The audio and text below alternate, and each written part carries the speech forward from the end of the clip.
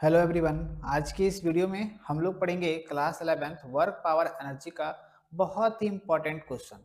इस क्वेश्चन को आपको एग्जाम में बहुत बार क्वेश्चन इस तरह का पूछा गया है। ठीक है, एग्जाम में पूछा जाए या ना पूछा जाए, लेकिन इस तरह का क्वेश्चन आपको कॉम्पिटिटिव एग्जाम्स में जरूर देखने को मिलता है। ठीक है, क्वेश्चन है ये एंगल बिटवीन टू वेक्टर्स। दो वेक्टर्स के बीच में अगर हमको एंगल फाइंड करना होगा तो हम कैसे फाइंड करेंगे। ये क्लास 11 फिजिक्स का क्वेश्चन है। ठीक है, तो देखिए क्वेश्चन है if a equal to 4i plus 6j minus 3k and b equal to minus 2i माइनस 5k plus sorry minus 5j plus 7k, find the angle between vectors a and b। ठीक है, तो यहाँ पर a और b जो दिख रहा है इसमें आपको वेक्टर का साइन यूज करना है। ठीक है, और यहाँ पर आप कैप का साइन यूज करोगे। ठीक है, तो दो वेक्टर है a और b, तो दोनों के बीच में हमको एंगल थीटा फाइंड करने के लिए बोला गया है। थीटा मतलब एंगल बिटवीन टू वेक्टर्स। ठीक है, तो सबसे पहले देखिए किसी भी न्यूमेरिकल्स को हम सॉल्व करते हैं तो उसको हम सॉल्व करने से पहले जो क्वेश्चन में दिया होता है उसको हम लिखते हैं,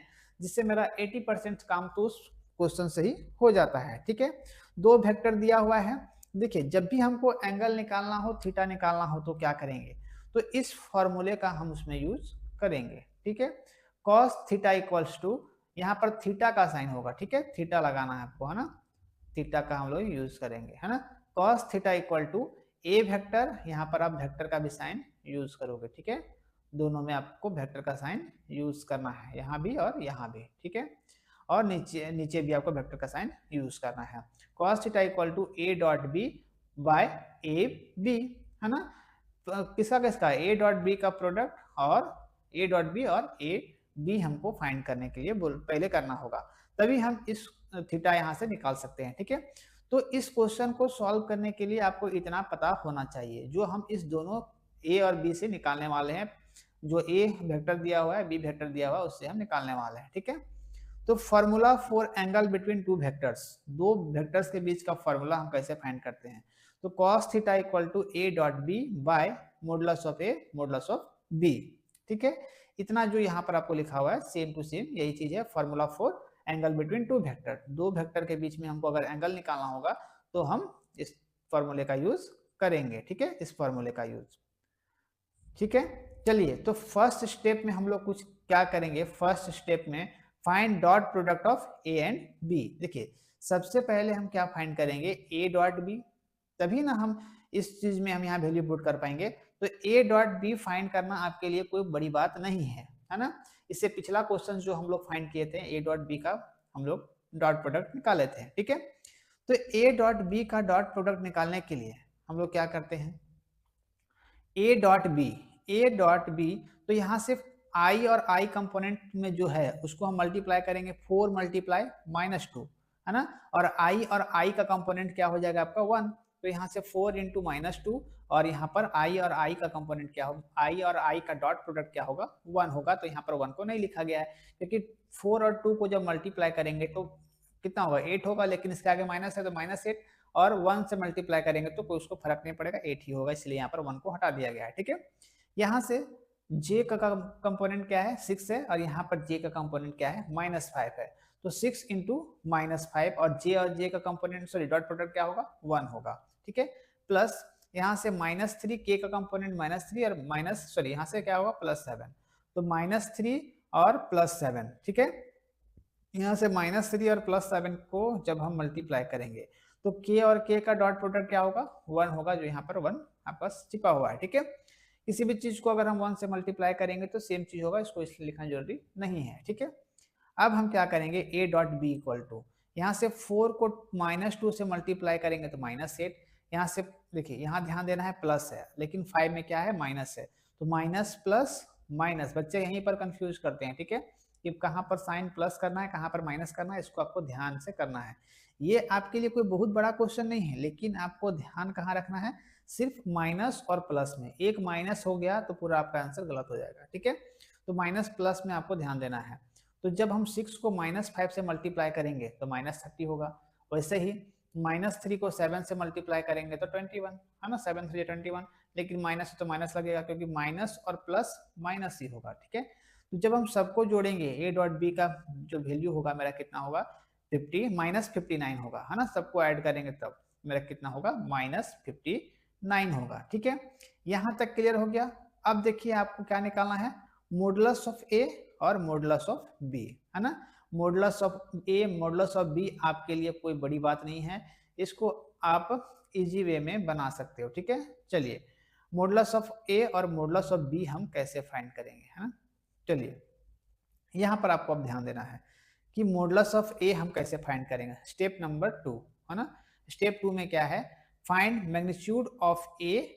तो ए का मैग्नीट्यूड हम लोग कैसे फाइंड करते हैं, तो modulus of A equal to root under, है ना, आई का कंपोनेंट का स्क्वायर, जे का कंपोनेंट का स्क्वायर और के कंपोनेंट का स्क्वायर करते हैं। तो आई का कंपोनेंट क्या है, सिर्फ अभी आपको यहाँ पर ध्यान देना है कौन से क्वेश्चन में, तो स्टेप 1 में हम क्या करेंगे कि हम केवल ए वाले प्रोडक्ट में उसको सॉल्व करने का कोशिश करेंगे। ठीक है, ए को फिर हम उसके आगे आएंगे। ठीक है,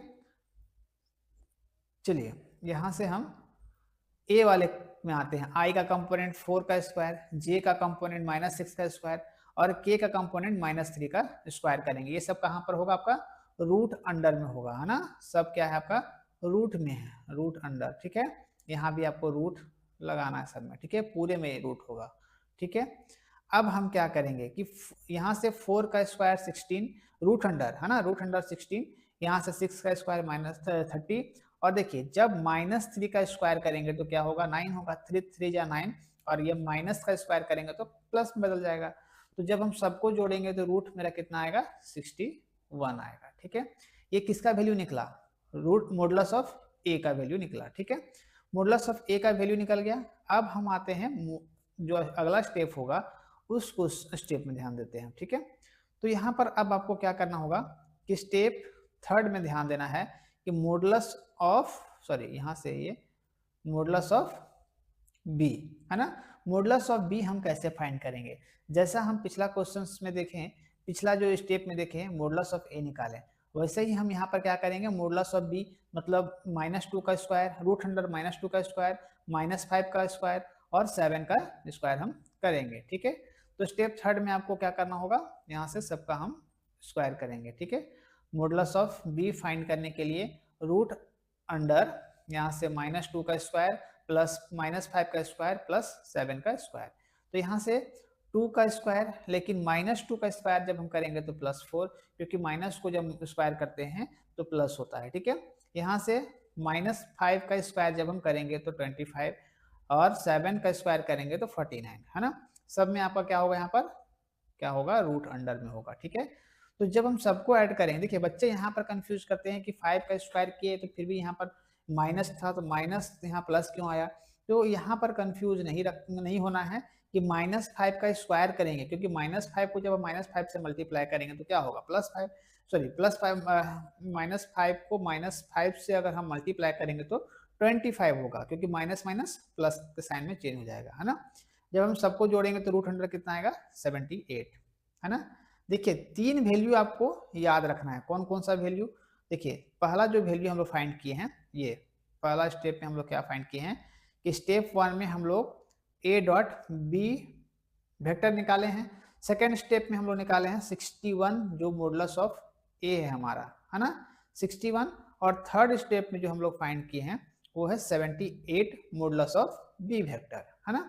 अब हम क्या करेंगे कि सभी का जो वैल्यू है वो सब्स्टिट्यूट करेंगे, कहाँ पर करेंगे भाई, तो cos theta equal to a dot B by modulus of a modulus of b, इस फॉर्मूले में हम लोग क्या करेंगे सर, तो हम लोग पुट करेंगे, है ना, बिल्कुल पुट करेंगे, क्योंकि हमको जब दो वेक्टर के बीच में एंगल फाइंड करना होता है तो इस फॉर्मूले का यूज हम लोग करते हैं। ठीक है, तो यहाँ से cos theta, step number 4, step 4 आपको ध्यान देना है सर।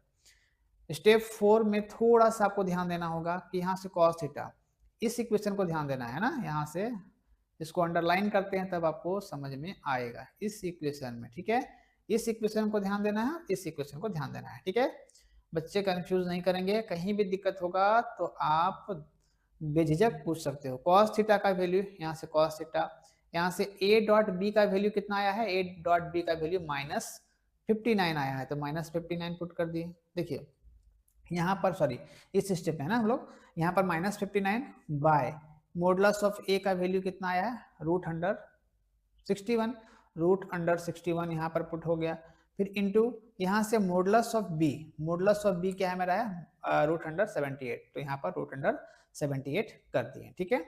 अब आपको किसी भी इक्वेशन को ध्यान में नहीं देना है, ठीक है।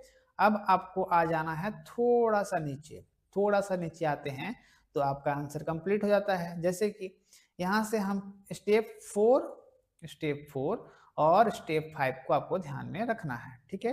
तो यहाँ से देखिए कॉस थीटा यहाँ से हमको केवल थीटा निकालना है, थीटा को स्टेप जो हमारा फाइनल आंसर होगा वो यही होने वाला, ठीक है।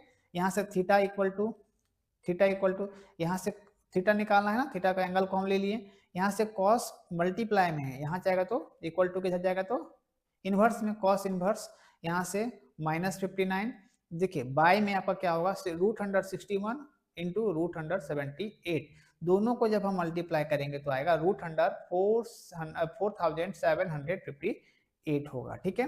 देखिए अगर आप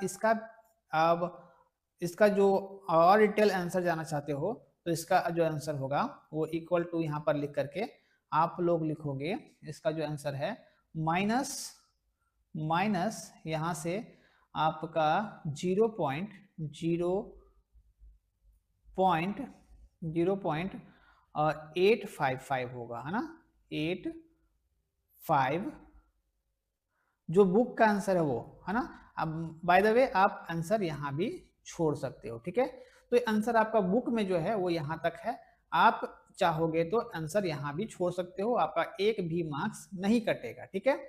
तो इस तरह का जो सॉल्यूशन होता है उसको सॉल्व करना काफी मुश्किल होता है, लेकिन आप यहाँ पर छोड़ोगे तो आपका आंसर एक भी नहीं कटने वाला है, क्योंकि यहाँ पर तो हम लोग एंगल फाइंड कर दिए, है ना, सभी वैल्यू निकाल करके थीटा का वैल्यू फाइंड कर दिए, तो हमारा आंसर जो है इतना आएगा। आप इतना भी लिख सकते हो, यहाँ भी लिख सकते हो, अगर आपको आता है तो यहाँ तक बना सकते हो, नहीं तो बाय द वे यहाँ पर आप छोड़ सकते हो इसको, ठीक है। उतना कोई टेंशन वाली बात इसमें नहीं होता है, ठीक है। बच्चे हमेशा कंफ्यूज में रहते हैं कि पूरा इसको सॉल्व करना है नहीं सॉल्व करना है, तो काफी समय आपका यहाँ बर्बाद होगा, इसलिए आप जब भी बनाते हो तो यहाँ पर भी आंसर छोड़ सकते हो। Hence the angle between vectors A and B is given by, जो हमारा ये आंसर निकला है theta equal to cos inverse minus, यहाँ पर ये ब्लैक बॉक्स दिख रहा होगा ना, इसको आपको ध्यान में रखना है, यहाँ पर -1 होगा, ठीक है, minus cos inverse minus cos inverse 1, और यहाँ से जो 59 है माइनस में बाय ये 4758, है ना, ये हमारा एंगल निकल गया, ठीक है। तो आई होप आपको ये पूरा वीडियो समझ में आया होगा। अगर आपको कहीं भी दिक्कत होता है तो आप लोग मुझे कमेंट कर सकते हो, आपको स्पेशल आपको उसका वीडियो बना करके या फिर जहाँ तक मेरे से हो सकता है आपको इसका सॉल्यूशन प्रोवाइड कराने का मैं कोशिश करूँगा, ताकि आप बेहतर तरीके से पढ़ सकोगे, सीख सकोगे, है ना। एक प्रॉपर नोट्स बनाते चलना है इस क्वेश्चन का, इसको जूम करके आप स्क्रीनशॉट लेकर के भी रख सकते हो, ठीक है। इसका सॉल्यूशन यहाँ तक है, ठीक है। पूरा इस सॉल्यूशन को आप बनाओगे अच्छे से, कहीं भी डाउट होगा आप लोग कमेंट करोगे। अगर आपको किसी और वीडियो में दिक्कत होता है या फिर किसी और चीज़ का सॉल्यूशन चाहिए तो आप मेरे डिस्क्रिप्शन में नंबर मेरा जो शो हो रहा है वहाँ पर भी आप जाकर मुझसे कॉन्टेक्ट कर सकते हो। देखिए मैं चाहता हूँ कि आप बच्चे को जितना बेहतरीन तरीके से समझ में आए उतना समझाने का, बाकी अगर और भी कोई डाउट है तो आप लोग जरूर उस डाउट को क्लियर करोगे, ठीक है। जितने मेरे चैनल पर विजिट करते हैं जरूर आप लोग मेरे चैनल को सब्सक्राइब करोगे और शेयर करोगे, ताकि जो और भी बच्चे होंगे वो मेरे साथ जुड़ करके बेहतर तरीके से फिजिक्स पढ़ सकेंगे, सीख सकेंगे, ठीक है। और बेल आइकन को प्रेस कर लेना है, जो जिससे सुबह मेरा अपडेट्स 10 बजे आता है वो सबसे पहले आप तक पहुंचेगा, वीडियो से लाभ उठा पाओगे, सीख पाओगे। मिलते हैं अगले वीडियो में, तब तक टेक केयर, जय हिंद।